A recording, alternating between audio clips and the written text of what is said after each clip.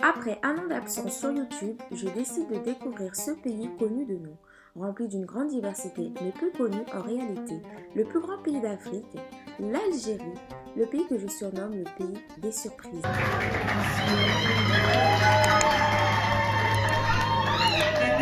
Salam alaikum. Alors aujourd'hui, je me trouve à Alger, la capitale d'Algérie, qu'on surnomme Alger la Blanche, dû à son architecture et ses bâtiments blancs, ses haussmanniens blanches, comme vous pouvez le voir. Donc aujourd'hui, je suis accompagnée de Mourad pour me faire visiter cette charmante capitale. Donc restez avec nous, suivez-nous pour découvrir les secrets que nous cache Alger. Allez, venez.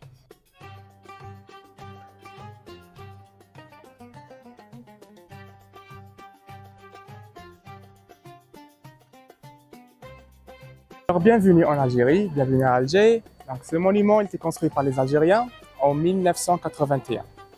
Et on a trois architectes qui font le plus beau style. Donc, il y a trois architectes. Donc, le premier, c'est algérien, Bachir Yelles. Le deuxième, c'est canadien, Lavalon. Le troisième, c'est de la Pologne, Konieczki. Et le style de monument, c'est comme trois feuilles de palmerie. Et chaque feuille de palmerie représente une période algérienne de notre guerre, on peut dire, de notre colonisation française. Donc la première palmerie représente notre résistance, de 1830 à 1940. Donc pourquoi on s'appelle la période de résistance? Parce que la première période, l'Algérie, on n'a pas les soldats, on n'a pas l'armée, on n'a rien. Parce qu'avant les Français, on a les Ottomans ici. Donc toute l'armée algérienne, c'est des Ottomans, c'est pas des Algériens. Donc quand les Français ils ont venir ici, donc on n'a que les Algériens sans les militaires, malheureusement. Donc c'est donc juste les Français, ils ont tué beaucoup des Algériens à cette période. C'est pour ça qu'on s'appelle la période de résistance. La deuxième palmerie représente notre guerre dans la deuxième guerre mondiale. Donc avec les Français contre les nazis, contre les Allemands. Donc les Français, ils ont dit ici en Algérie, donc si les Algériens aident nous dans la deuxième guerre mondiale, donc l'Algérie, elle est libre. Donc c'est pour ça, plus de 20 000 Algériens, ils ont participé dans la deuxième guerre mondiale en France. C'est pour ça on va voir un statut avec la deuxième feuille. Donc il y a comme un soldat algérien avec l'uniforme de français, l'uniforme de l'armée française. C'est pour ça. Et la troisième feuille représente notre révolution. Donc de 1er novembre 1954 à 1962, le 5 juillet, c'est notre indépendance. Voilà. Et la hauteur de le monument, c'est 92 mètres. Le jardin d'essai s'est créé par les Français en 1832. Donc après 2 années, quand les Français sont venus ici en 1830, 1832, ils ont décidé de créer la plus grande jardin du nord d'Afrique. La superficie, c'est 32 hectares. Donc pourquoi on s'appelle le jardin d'essai? Parce que les Français, ils ont fait beaucoup d'essais pour les plantes, pour les arbres. C'est pour ça qu'on a plus de 100 types d'arbres et plantes ici. Les arbres de l'Afrique, africains, américains, même européens et asiatiques. Voilà. On va voir même aller de bambous, par exemple, le bambou de Vietnam. Il y a les palmeries, ça c'est de Mexique. Il y a plein de palmiers. Et le jardin divise en deux. On a la partie française et la partie anglaise. Ça c'est le jardin français. Et à l'est, on a le jardin anglais. Et dans le jardin anglais, on a l'arbre la plus célèbre, l'arbre de Tarzan. Voilà. C'est ici qu'ils se sont inspirés. Le premier film américain. C'est ici qu'ils l'ont fait? Oui, ici. Donc vous voyez, c'est ici qu'ils ont fait le film américain Tarzan. Tarzan en 1932. On est dans le centre-ville ici. Le centre-ville, il y a le style haussmannien, le même style de Paris, parce que l'architecte, on s'appelle George Haussmann, c'est un Français. Donc la ville d'Alger, elle est une ville européenne, c'est pas que française. Il y a beaucoup des Européens, ils ont choisi l'Algérie pour vivre ici. Par exemple, on a ce building là-bas, c'est un hôtel. On s'appelle Hôtel Albert Ier. Donc, Albert Ier, c'est un prince belge. Donc, les Belges qui ont construit ce hôtel. Juste un exemple. Et on a ici la grande poste d'Alger. Donc, c'est la plus grande poste d'Algérie. Donc, elle a été construite par les Français en 1910 avec un style néo-mauresque. Donc, néo-mauresque, c'est style algérien maghrébin. Donc, pourquoi ils ont construit la grande poste? Parce que c'est l'anniversaire des Français en Algérie. C'est pour ça. Donc, à l'intérieur, c'est vraiment trop belle. C'est pour ça, maintenant, elle est fermée. Le gouvernement, ils disent qu'ils ont ouvert en 2027 comme un musée. Voilà, Inch'Allah. Voilà, donc cette rue, on s'appelle la rue des Champs-Élysées. Il y a beaucoup de personnes qui disent la rue des Champs-Élysées parce que c'est rassemble de Champs-Élysées. Et ici, il y a le parc qui a été fait par... Donc ici, il y a un parc qu'on s'appelle Sofia Park, le parc Sofia. Donc Sofia, c'est la capitale de Bulgarie. Donc les Bulgariens qui ont créé le jardin. Voilà, c'est une ville européenne. On a les tenues traditionnelles pour les femmes. Donc chaque région, chaque ville en Algérie, on a d'autres tenues traditionnelles. Donc par exemple, ça c'est Kabyle. Ça c'est le kaftan de l'est de l'Algérie, le côté de Oran, Tlemcen et tout. Et ça c'est Gandoura Qsentenia, on s'appelle la Gandoura, c'est de Constantine. Et ça aussi, c'est de l'ouest. On a le kaftan et on a le blousa. Le blousa al-Wahraniya, on s'appelle le blousa. Voilà. Et ça c'est le karako. Ça c'est d'Alger, de la Casbah, on s'appelle le karako. C'est mis donc c'est spécialement pour les événements. Voilà, donc c'est mis spécialement pour les événements, pour l'Aïd par exemple, et même pour les fêtes, pour les soirées, pour le mariage, c'est tout pour les mariages. Donc la femme algérienne, dans le mariage, pour l'habillement, c'est plus de 3 tenues, c'est obligatoire. C'est comme un défilé de mode dans notre mariage, voilà. Parce que votre mariage, c'est par exemple, avant c'était 7 jours. 7 jours, 7 jours et 7 nuits. Chaque jour. Voilà, chaque jour, on a le grand jour, le grand mariage, donc dans une salle des fêtes. On invite plus de 300 personnes. Et chaque femme, vous trouvez avec les tenues traditionnelles. Voilà.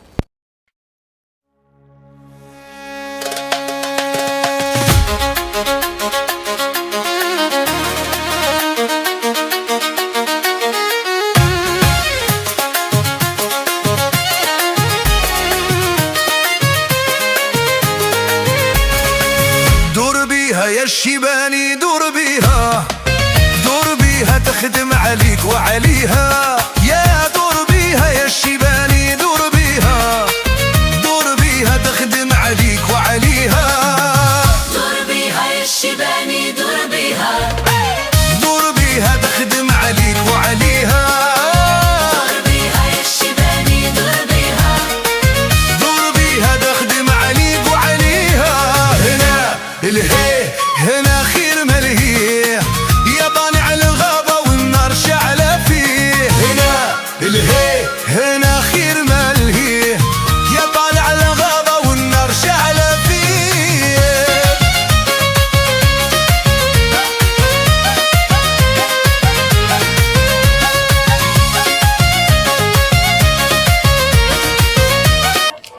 Donc là, c'est street food algérien dans la Casbah. Alors là, j'ai pris la carantina. Donc c'est de l'œuf brouillé, houmous et il y a des œufs et de l'huile. donc voilà, c'est à base d'œuf, d'huile et houmous. Donc là, je vais déguster ça.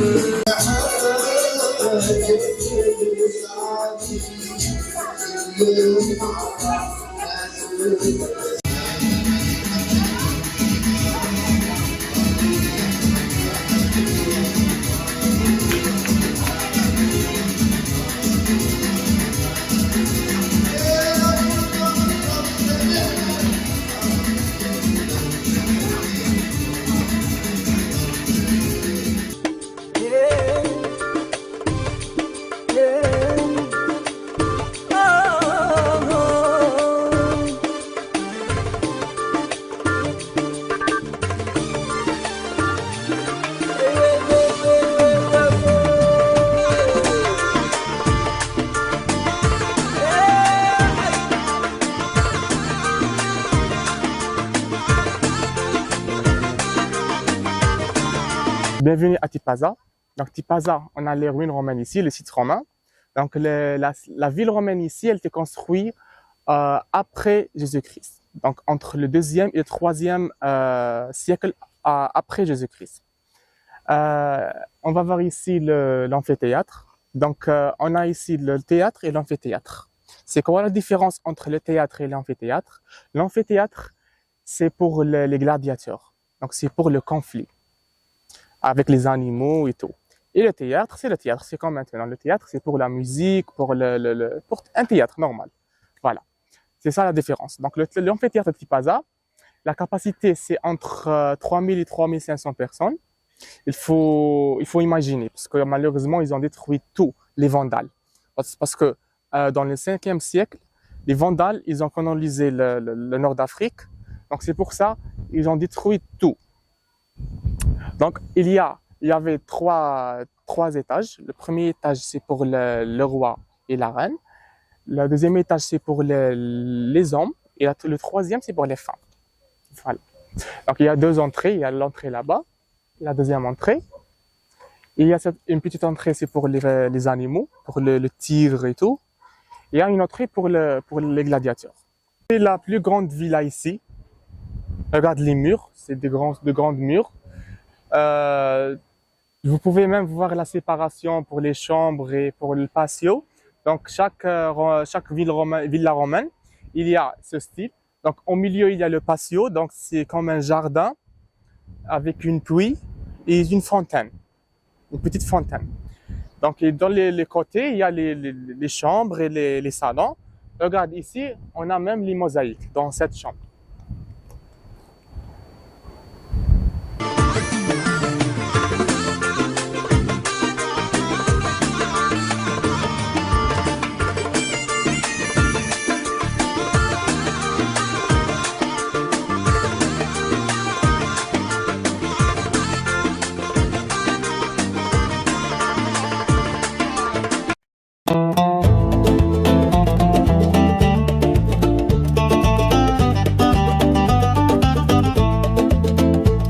Alors là, on va visiter la muraille de Chine qui est ici. Bon, la muraille de Chine d'Algérie à Béjaïa précisément.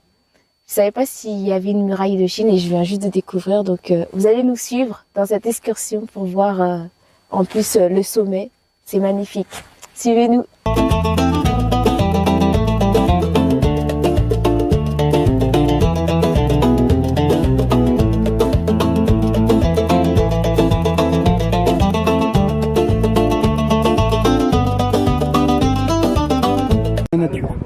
Un tunnel comme ça, fait par des conditions de la nature. Donc, ce que vous voyez là-bas, c'est un des plus forts, le plus haut au monde. Exactement. Il prend plus de 400 mètres d'altitude. Et c'est le Cap Carbone. Cap C'est Carbone. Cap Carbone. Cette route, Oui. et aussi il fait par à l'époque coloniale par une entreprise italienne, spéciale italienne. Voilà. Donc là, c'est les Ça boussoles c'est Gigi, anciennes. la golfe de Gigi. D'accord. Voilà. Oui. Et c'est là-bas. Directement. C'est comme un boussole. Voilà, par exemple, ça c'est-à-dire le fort, le Gouraya. Le fort de Gouraya. Et c'est là-bas. Directement. Et c'est là-bas. Voilà l'axe. Donc ça a été fait par les Français. Ça a été fait par les Français à l'époque À l'époque coloniale. coloniale. Après, il est détruit, il est construit par la commune de Bijaya. Ça, c'est-à-dire notre position exacte, c'est ça. Nous, on est ici. Non, nous ici. Après, ça, c'est des orientations qui, c'est-à-dire exactes. D'accord. On a des montagnes, on a des rivières. Généralement, cette table d'orientation, c'est-à-dire pour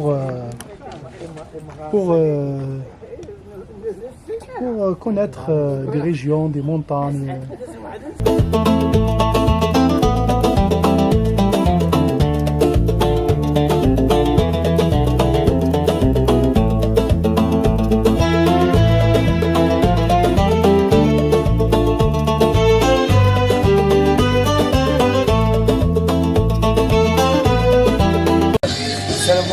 Salam alaikum. Avec le sucre ou bien sans sucre. C'est mon frère. 1, 2, 3, viva l'Algérie. C'est bien, trop gentil. عايش. أصلا تسكر كان خلينا.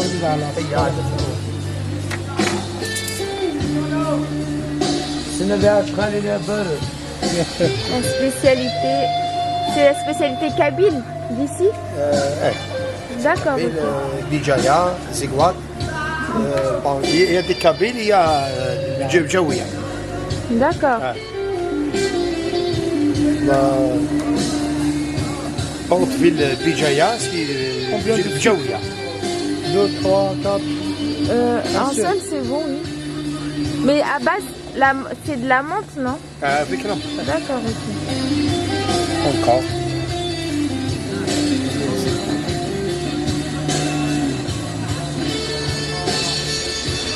طبعا bon بجاية Ah oui, très beau. Ah, vous avez un très beau pays. Hein. Waouh.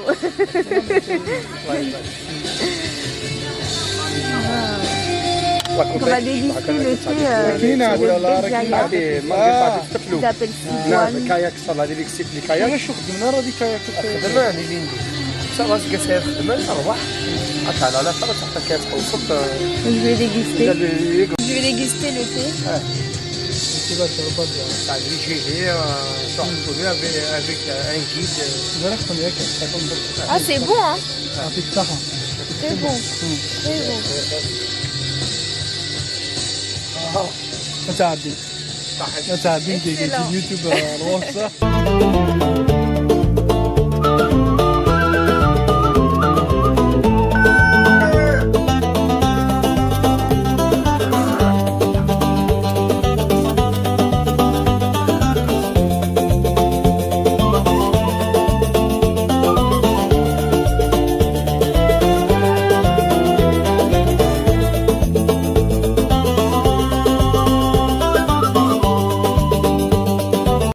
Avec Cyril, je suis très content. J'adhère à Cyril. Bienvenue chez moi à Tizinjbol, Bijaya. Bye bye. Alors là, je suis surprise parce que franchement, l'accueil, elle est incroyable. Incroyable, mais vrai. Vous venez en Algérie, on vous accueille comme ça et on vous donne à manger gratuitement comme ça, comme si vous faites partie de la famille, quoi. Donc venez en Algérie, vraiment, c'est incroyable. Et là, je suis avec Imen également. C'est la grande sœur de Hicham, c'est ça? Ikram. C'est la grande sœur d'Ikram. Elle fait partie de cette famille aussi de Kabylie. Donc, je vous la présente. Bah, Ikram, tu peux venir. Cette belle famille, vraiment incroyable. Incroyable. Vous avez des mots à dire à des Français? Enfin, est-ce que vous conseillez les gens à venir chez vous? Oui, bienvenue. Dans Tizinjbol. J'adhère. Bienvenue. C'est qui il veut ici. Bienvenue. Voilà, comme ils vous ont dit, bah, tout le monde est bienvenu ici. Et vraiment, les Algériens, ils sont vraiment accueillants. De base, j'étais venue pour visiter le village. Et ils m'ont vu, ils m'ont dit viens, rentre, viens manger et tout. Et là, ils sont en train de servir à table et tout. Franchement, incroyable. Merci, bye. Bye bye, on va manger. Donc ils m'ont dit que le mois de Ramadan en Algérie, tous les restaurants c'est gratuit.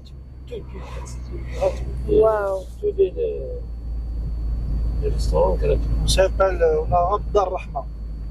Dar Rahma. Dar Rahma, c'est-à-dire la maison de. On dit en français, la maison de. C'est-à-dire que tout est gratuit. Maison de générosité. Voilà. Voilà. Exactement. Les gens qui font le bien. Comment on dit en français? Oui, les Quelqu'un personnes qui fait le bien. qui est généreux. Généreux? Oui. Et ben c'est comme ça. Waouh, vraiment une belle mentalité. Hein. Oui. Très belle mentalité. Avec de vraies valeurs, le sens du partage. C'est magnifique. Et des fois, on a perdu ces valeurs-là dans les pays occidentaux. On a perdu ces valeurs-là.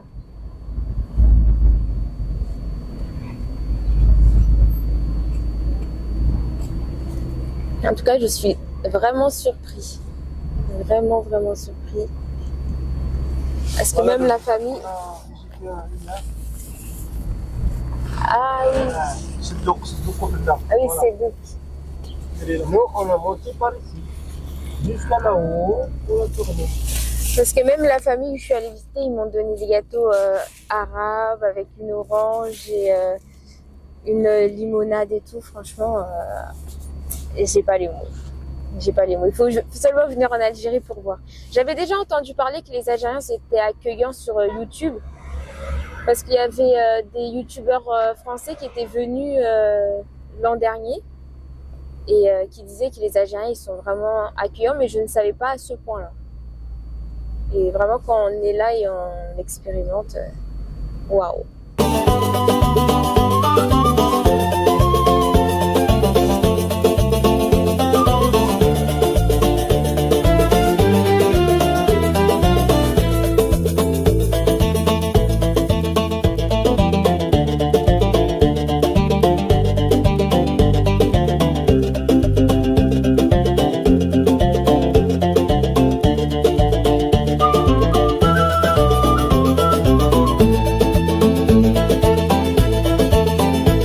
La majorité de la population algérienne est musulmane. Cette mosquée est située à Alger, la plus grande d'Afrique et la troisième plus grande du monde. En Algérie, vous avez une minorité de chrétiens, dont cette basilique Dame d'Afrique située à Alger.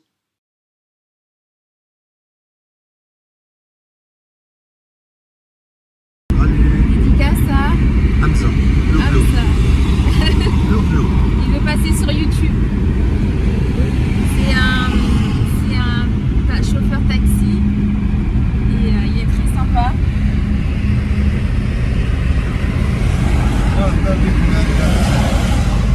Il parle français mais arabe plutôt, mais il parle des mots en arabe et je comprends pas. Chouïa. Un peu. Chouïa. Mais j'ai compris. Mais j'ai compris. Mais il est compris.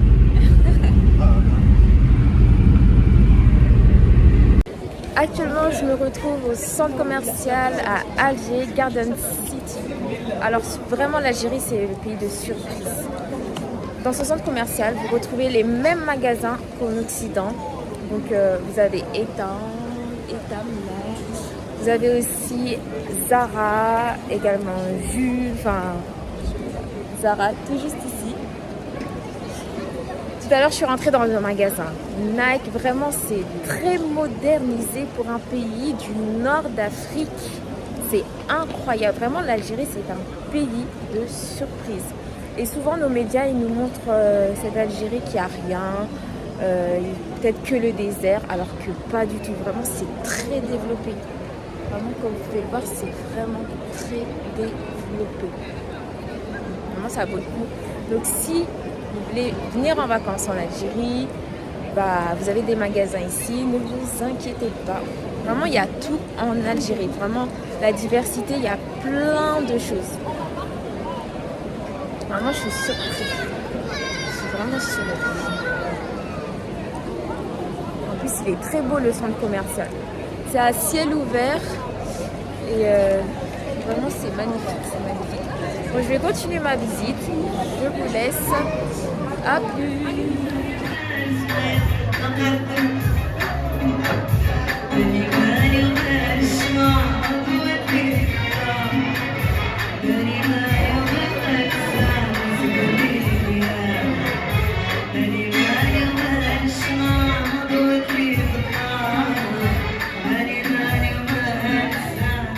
Bonjour, je suis avec Boufidja et Nissan. Donc voilà, et en Algérie, il y a une diversité. Donc les deux, ils sont algériens. Oui. Et pur algériens. Et en Algérie aussi, il y a des personnes qui sont de couleur noire. Et il vient de Timimoun. De Timimoun, ok, d'accord. Timimoun, c'est un place touristique. C'est une bonne place. C'est de l'artisanat de Alger. Moi, j'ai habité ici en Alger, à Alger Centre.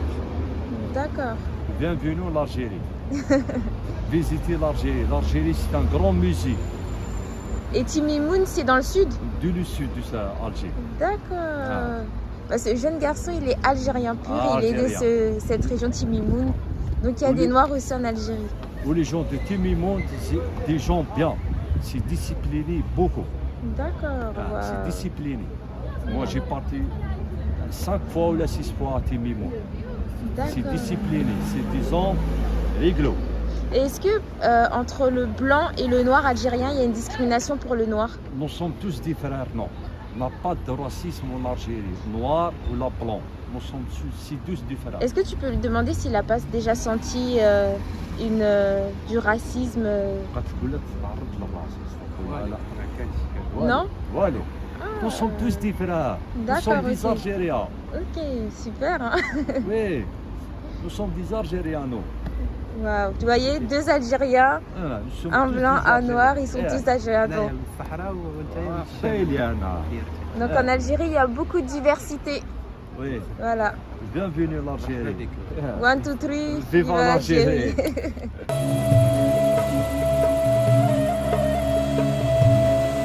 Je termine ce merveilleux voyage rempli d'émotions dans le sud de l'Algérie pour découvrir le peuple nomade qu'on nomme les Touaregs.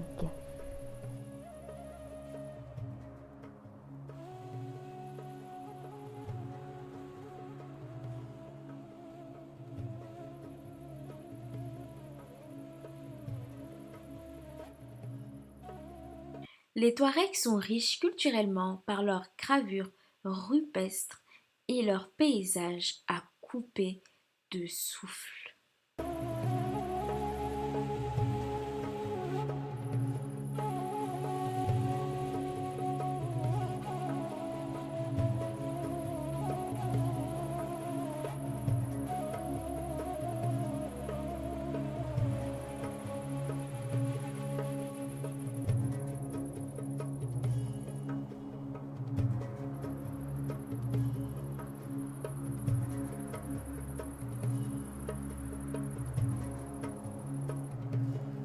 La générosité fait partie du Touareg. Il aime partager son savoir et sa culture.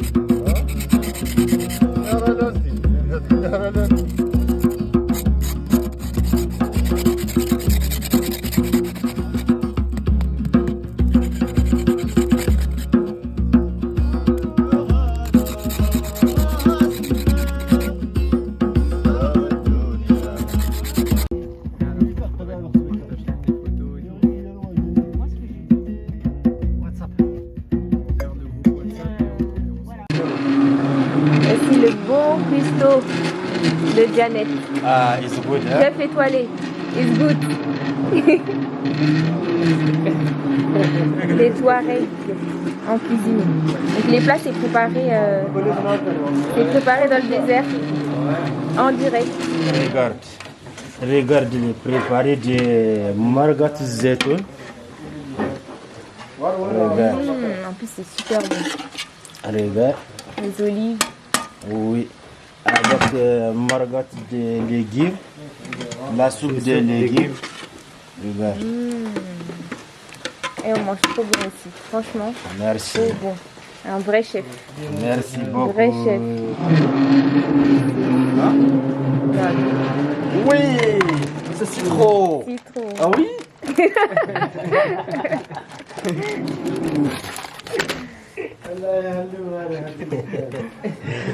Franchement, depuis 5 jours, on mange bien.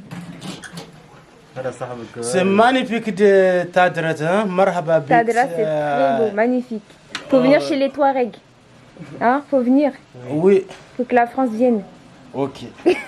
Pour manger les bons plats du chef cuisinier. Merci beaucoup. Welcome to the Niger. Niger? Oui. Are you from Niger? Oui. Et les autres, c'est des Touaregs. Ouais. Ok, merci. Le chef de la cuisine. Vous vous êtes sûrement posé cette question, mais à quoi sert-il ce foulard autour de leur visage? Alors chez le Touareg, ce foulard se nomme le chèche. Premièrement, ça représente leur dignité, c'est comme ça qu'on reconnaît un Touareg. Et ensuite, ça leur protège du soleil et du sable. Et aussi, il semblait dire que le chèche qui couvre la bouche, c'est un signe de contrôler leurs paroles, un signe de sagesse. Donc vous voyez, je ressemble à une femme Touareg maintenant. Premièrement, moi je parle de l'Algérie. Janet, moi je suis un Touareg qui habite dans les sites d'Algérie. J'appartiens, ma ville, comment on dit, natale, c'est Janet. Je suis en Algérie.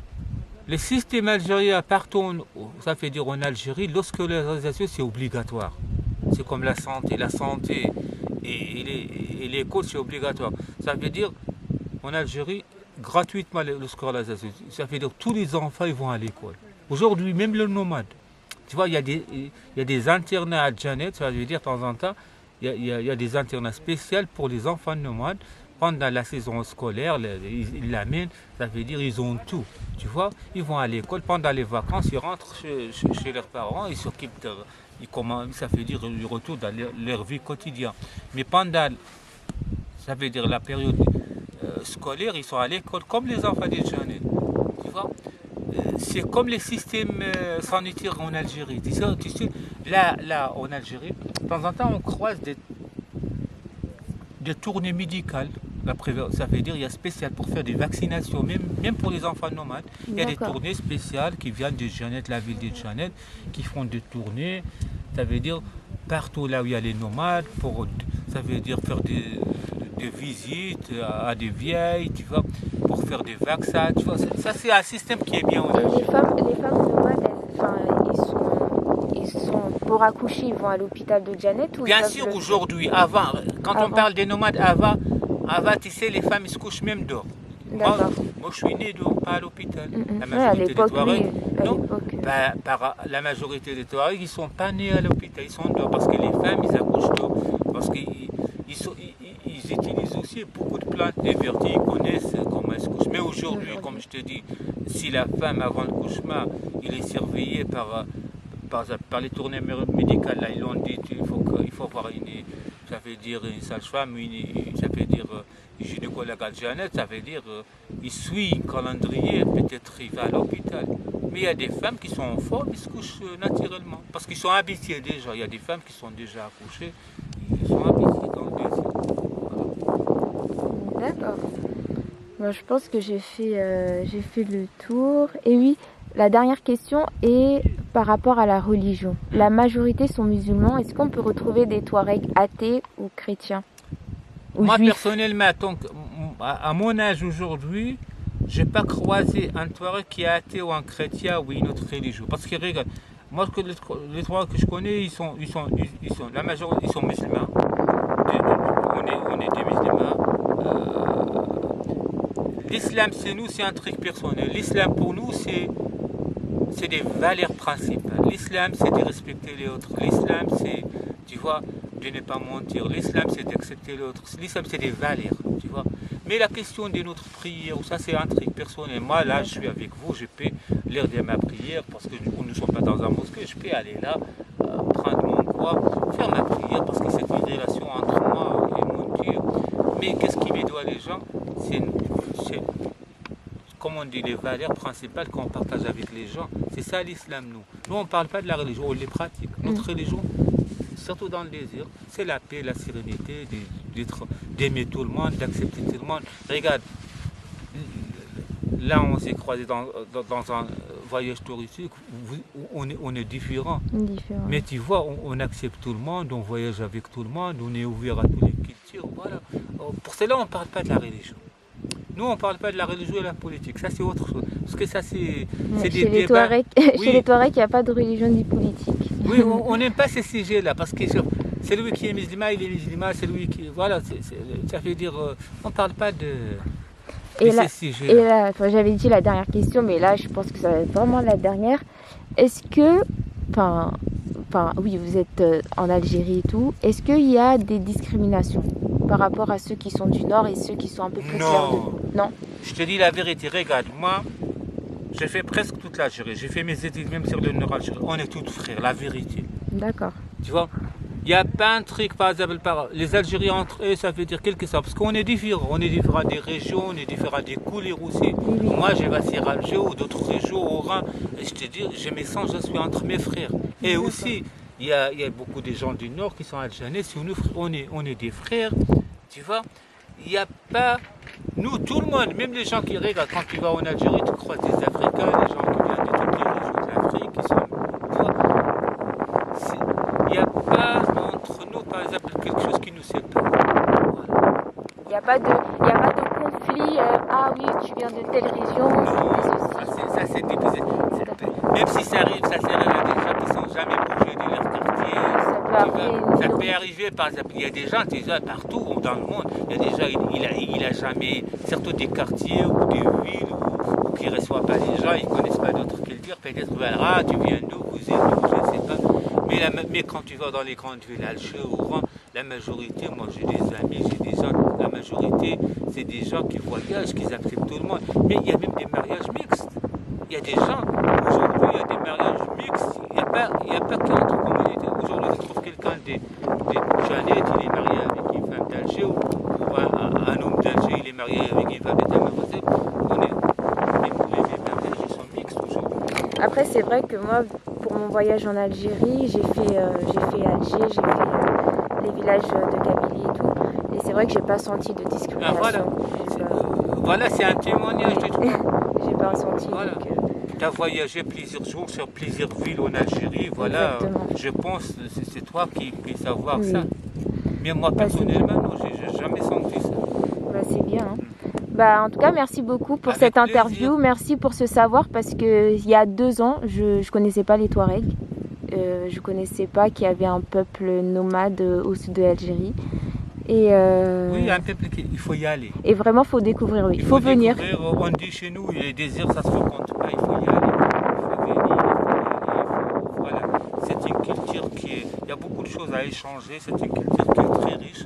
En plus de ça, l'identité des Touaregs, quand on dit, regarde en France, dans beaucoup de monde, aujourd'hui, la musique, c'est une langue universelle, tu vois. Oui. Quand on parle de la musique, tout le monde, je pense à la majorité en France, partout, ils connaissent les groupes Tinariwen. C'est un groupe qui fait des tournées partout, les groupes Tamakres, Tinariwen, Tikobawen. Ça, c'est des musiques Touareg qui est connue. C'est vrai que les Touaregs aussi aiment beaucoup la musique. Bien sûr, on aime beaucoup la musique. Vous aimez bien au feu de camp, partager. C'est un moyen de... Bien sûr, parce que c'est une langue qui nous réunit, la musique. Oui. Même si on ne connaît pas les paroles, ça fait dire c'est la musique qui nous réunit. En tout cas, merci beaucoup Abdou. Ça fut un plaisir et merci beaucoup pour ton savoir et ta sagesse. Toi aussi.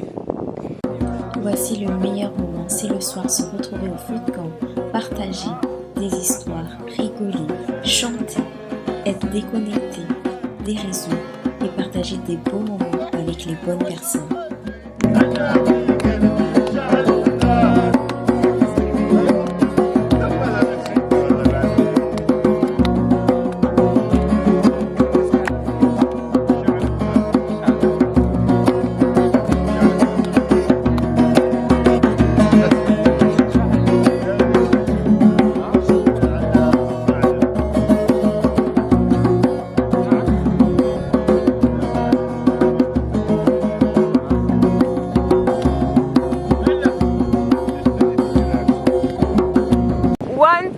l'Algérie! Vive l'Algérie!